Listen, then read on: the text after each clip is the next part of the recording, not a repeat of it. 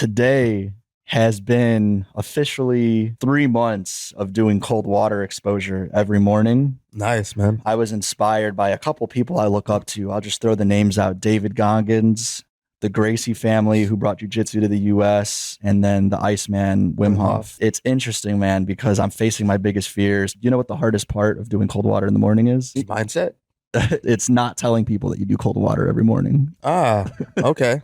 Funny because I've been doing that recently too. Not every day the last 3 months, Yeah. but like twice a week. And I'm interested to see how it's made you feel or how it's changed your thoughts on it. Yeah, so let me say cold water in the morning. People are like, what do you get out of it? People that are, and to me, the best way I could describe it is it's the lead domino that knocks over all these other healthy dominoes that are making me my best self.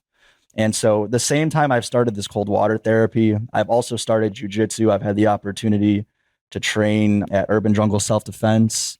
It's been a great community of like-minded people. But the reason I bring that in is because when I do cold water in the morning, although I am after that starting jujitsu, I'm just getting like my butt kicked.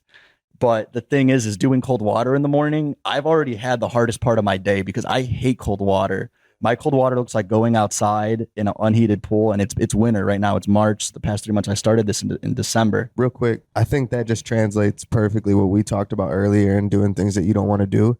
Sometimes he talks about the details in this book about how sometimes the smallest seed can grow into the biggest tree. The smallest details in your life are going to be the things that change your life drastically. And I think that doing one thing like a cold plunge or a cold shower in the morning is the first step or the first thing you don't want to do that'll lead you to do all the other things that maybe you kept putting off. So I think that's great, man. It is true. Artificially creating the hardest part of your day, which is what cold water means to me, has been the best thing because everything after that is easier. I already know when I'm going through something hard and there's people around me, like in the jiu-jitsu gym, I've already done something that no one else has done.